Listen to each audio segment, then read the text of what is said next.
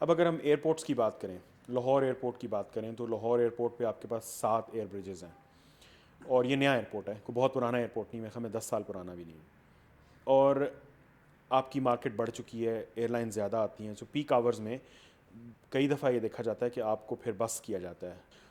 کیا آپ نہیں سمجھتے کہ ایک تو یہ کہ شارٹ سائٹڈنس کیوں ہمیشہ رہتی ہے، کیوں نہیں سوچا جاتا آگے تک کہ مثلا یہ ایئرپورٹ گرو کر سکتا ہے، اس میں گروتھ کے چانسز ہیں، اس پرسپیکٹیو سے کیوں نہیں دیکھا جاتا؟ اب مثلا لاہور ایئرپورٹ اب آج کل آپ بڈز وغیرہ دیکھ رہے ہیں، کوئی پروپوزلس پہ بات ہو رہی ہے، یہ بنتے بنتے 5 سال 4 سال لگ جائیں گے، تب تک جو کسٹمر ہے، جو کنزیومر ہے، وہ سفر کرے گا۔ جب پلاننگ کرتے ہیں کسی بھی چیز کی تو ایک آپٹیمم لیول تک فیوچر کی پلاننگ کر رہے ہیں. جیسے ابھی ہم جو لاہور ایئرپورٹ ہے وہ 2030 تک فیز 1 پلان کر رہے ہیں, 2040 تک فیز 2 پلان کر رہے ہیں. So we have plan up to 2040. 2030 تک جو ہم نے پلان کیا ہوا ہے اس میں اب 13 سال رہ گئے ہیں یہ فیز 1 کے, اور ہمارا خیال ہے کہ جو بھی ہم 1 سال 1.5 سال میں کمپلیٹ کر لیں گے فیز 1 وہ 12 سال اور چلے گی. عام طور پہ یہی 10-12 سال کا ایک, اور پھر اس کے بعد دوسرا کیا جاتا ہے. لاہور میں ہماری ایکسٹرا آرڈینری, ایک تو گلوبلی آپ کی ایئر ٹریفک بڑی ہے, پاکستان میں بھی بڑی ہے, اور لاہور میں ایک یہ خیال تھا کہ سیالکوٹ میں بھی ایئرپورٹ کھل گیا ہے, ملتان فیصل آباد سے بھی فلائٹ شروع ہو گئی ہیں, تو لاہور میں جو آتے ہیں پیسنجر فار انٹرنیشنل فلائٹ اب وہ ڈیوائیڈ ہو جائیں گے. لیکن اس کے باوجود لاہور کی گروتھ بڑی تیزی سے بڑھ رہی ہے, اور آپ کی بات بالکل درست ہے, کنجیشن ہے. اب جو ہم پلان کر رہے ہیں اس کی ایکسپینشن وہ ان شاء اللہ تعالیٰ بائی 2018 ہم اس کی فیز 1 کمپلیٹ کر لیں گے, جس سے آئی تھنک 20 بریجز ہو جائیں گے 7 سے, جس میں کافی زیادہ ایک ریلیف مل جائے گا. دوسرا سی اے از آلسو ورکنگ آؤٹ کہ ان کی سلاٹ ٹائمنگ کر دیے جائیں تاکہ بہت زیادہ کنجیشن نہ ہو, اسپیسیفک اور ٹائم. اسپیسیفک ٹائم کر دیجیے, بیکاز ہر ایئر لائن اپنا مفاد دیکھتی ہے کس ٹائم پہ اس نے ٹیک آف کرنا ہے تاکہ اگلے کنیکشن دیے جا سکیں. ہمیں اپنا مفاد دیکھنا ہے کہ ہمیں اپنی کنجیشن روکنی ہے اور جو کیپیسٹی ہے اس کو بیسٹ یوٹیلائز کرنا ہے. تو we are also thinking of slots, وہ اس کو ڈیلیبریٹ ہوگا, بورڈ میں ڈیلیبریٹ ہوگا, ہوتا ہے تو پھر جب تک یہ ایکسپینشن نہیں ہوتی سلاٹ سسٹم کے بھی انٹروڈیوس ہونے کے چانسز ہیں. ابھی جب یہ پی کے 661 کریش ہوئی تھی تو اس کے بعد آپ کی جانب یہ کہا گیا تھا کہ آپ ریگولیٹر بھی ہیں, آپ کے انڈر سیفٹی انویسٹیگیشن بورڈ آتا ہے, آپ سی اے کو بھی دیکھتے ہیں, پھر آپ کس طریقے سے فیئر انویسٹیگیشن کر سکتے ہیں, اور یہ ایک بڑی اسٹرانگ بات ہے.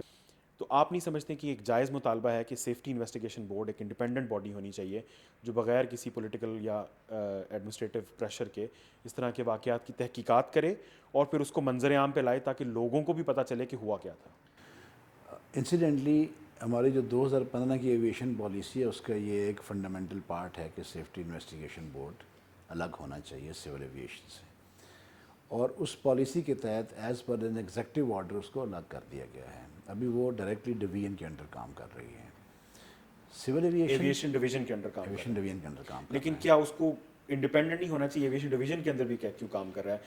اوکے. سول ایویشن جو ہے وہ انڈر نہیں ہے منسٹری کے یا ڈویژن کے انڈر نہیں ہے.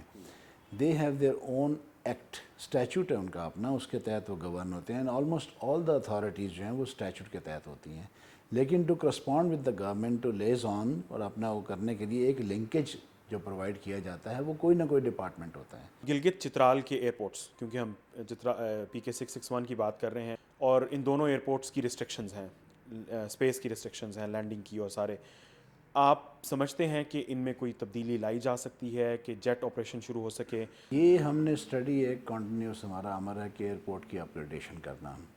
اس میں سول ایویشن نے آلریڈی 5-6 ایئرپورٹس کی اسٹڈی شروع کی ہوئی ہے. گوادر کا تو خیر نیا ایئرپورٹ بن رہا ہے, so that will be for the jets.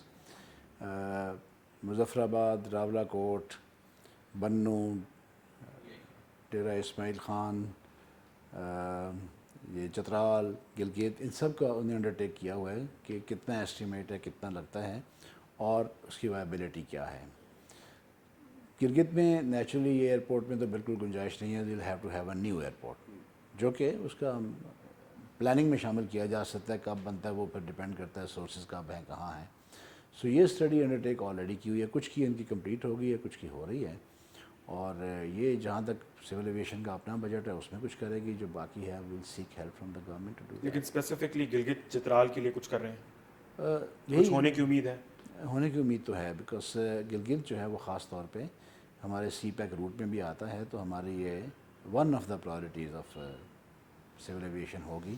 آپ کی ایویشن پالیسی کا ایک اور حصہ یہ بھی ہے کہ تمام جو ایئر لائنز ہیں وہ سوشیو اکنامک اور سوشیو پولیٹیکل روٹس جو ہیں ان پہ آپریٹ کریں گی. اب بعض ایئر لائنز بعض آپریٹ کر رہی ہیں، کرتی بھی ہیں، بعض اوقات چھوڑ دیتی ہیں، جرمانہ دینے کو پریفر کرتی ہیں. آپ سمجھتے ہیں کہ جو یہ آپ کی policy socio economic socio political کی، اس کا فائدہ بھی ہو رہا ہے؟ دیکھیے، ایک تو یہ بات ہے کہ airlines all of them are commercial airlines, اور کمرشل ایئر لائن جو بھی ہوتی ہیں وہ پروفٹ میکسیمائزرس ہوتی ہیں کہ جہاں پہ پروفٹ زیادہ ملے گا وہ روٹ کرنا چاہتی ہیں. پالیسی میں یہ بالکل ہے، لیکن پالیسی میں جو انہوں نے دیا ہے کہ بی کلاس روٹس اور سوشو اکنامک روٹس ان میں سے انہیں فلائی کرنا ہے. تو سوشو اکنامک کی الگ کیٹیگری ہے، بی کلاس کی الگ ہے، تو وہ generally B class route fly کر لیتے ہیں اور اپنی وہ جو آبلیگیشن ہے پوری کر دیتے ہیں.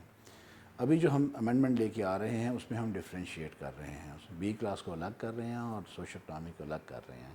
اور اس میں یہ ہے کہ اس کو اس حد تک رکھیں گے، ہمارا جو ارادہ ہے، باقی تو جب فائنلائز ہوگا تو پھر ہوگا کہ جو نہیں فلائی کرنا چاہتا وہ اس حد تک اس ایئر لائن کو کمپنسیٹ کرے جو فلائی کرنا چاہتی ہے، تاکہ اس کا جو لاس ہے وہ بجائے کہ فلائی کرنے والی ایئر لائن کرے، ایوری باڈی شوڈ چپ ان ٹو دیٹ، تاکہ سوشو اکنامک روٹس ایڈیکویٹلی کور ہو سکیں.